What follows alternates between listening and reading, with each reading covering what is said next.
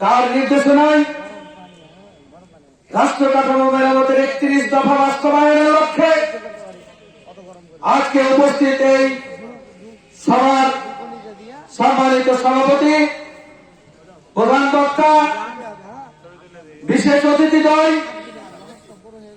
উপস্থিত বিভিন্ন ইউনিয়নের নেতৃবৃন্দ, ওয়ার্ডের সভাপতি, সেক্রেটারিবৃন্দ, সকলের প্রতি আন্তরিক শুভেচ্ছা। প্রথমে আমি মর্মাহত আমাদের পার্শ্ববর্তী উপজেলা গোমাস্তাপুর উপজেলার আমার সহকর্মী, আমাদের রাজনৈতিক গুরু জনাব মোহাম্মদ বাইরুল ইসলামের মৃত্যুতে আমরা ভোলাহাটবাসী তথা বাংলাদেশ জাতীয়তাবাদী দল ভোলাহাট উপজেলা শাখা গভীর শোকাহত। আমরা তার মৃত্যুতে সবাই পড়ে ইন্না লিল্লাহি ওয়া ইন্না ইলাইহি রাজিউন। সম্মানিত উপস্থিতি, দুনিয়া থেকে সবাইকে চলে যেতে হবে, কিন্তু যেহেতু আমাদের রাজনৈতিক সহকর্মী, আমরা অত্যন্ত ব্যথিত। আমরা তার আত্মার মাগফিরাত কামনা করি।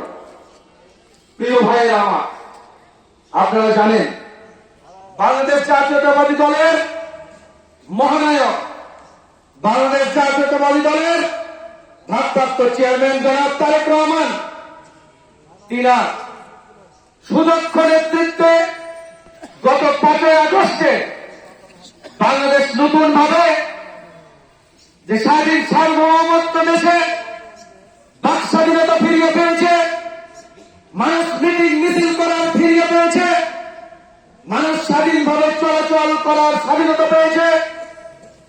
এই আন্দোলনের পুরো মাস্টার মাইন্ড হিসেবে আমাদের নেতা তারেক রহমান তার বুদ্ধি মেধা দিয়ে আজকে অবস্থান নিয়ে এসছে বাংলাদেশকে। প্রিয় ভাইয়ের আমার, তার এক নির্দেশনা ছিল বেশ কিছুদিন আগে, এই 31 দফা, এই 31 দফার লিফলেট আপনাদের মাঝে বিতরণ করা হয়েছে।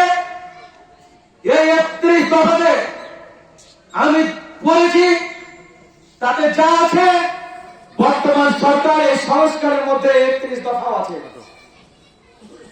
দেখেন তারেক রহমান কত দূরদর্শিতার রাজনীতি করেন, কত মেধা এবং বিচক্ষণতার রাজনীতি করেন। যেমন বাপ তেমন তার ছেলে, যেমন মা তেমন তার ছেলে।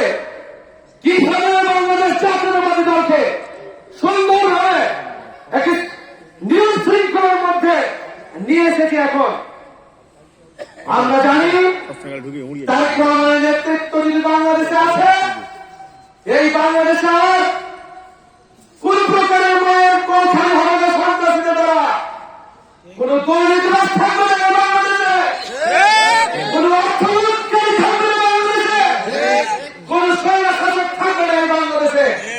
এই বাংলাদেশে থাকবে শুধু বাংলাদেশের শান্তি সার্বভৌমত্ব, দেশে স্বাধীনভাবে বাক স্বাধীনতা যাতে ফিরে পায়, এই বাংলাদেশে থাকবে তারেক রহমানের নেতৃত্বে ইনশাআল্লাহ।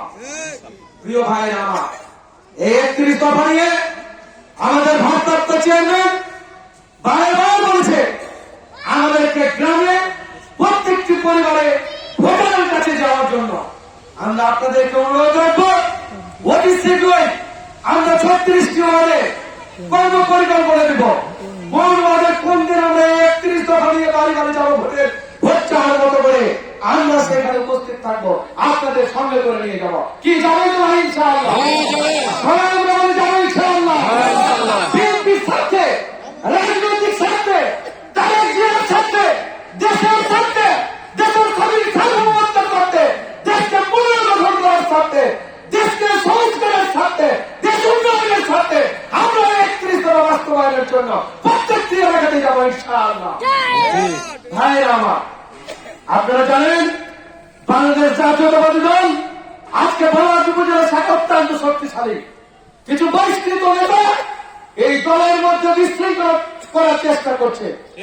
আমরা ব্যক্তির রাজনীতি করবো না, আমরা ব্যক্তির রাজনীতিকে প্রশ্রয় দেব না। ব্যক্তির চাইতে দল বড়, দলের চাইতে দেশ বড়। আমরা এই স্লোগান রাখবো। এই স্লোগানটি মেজর জিয়া, শহীদ রাষ্ট্রপতি জিয়াউর রহমানের স্লোগান।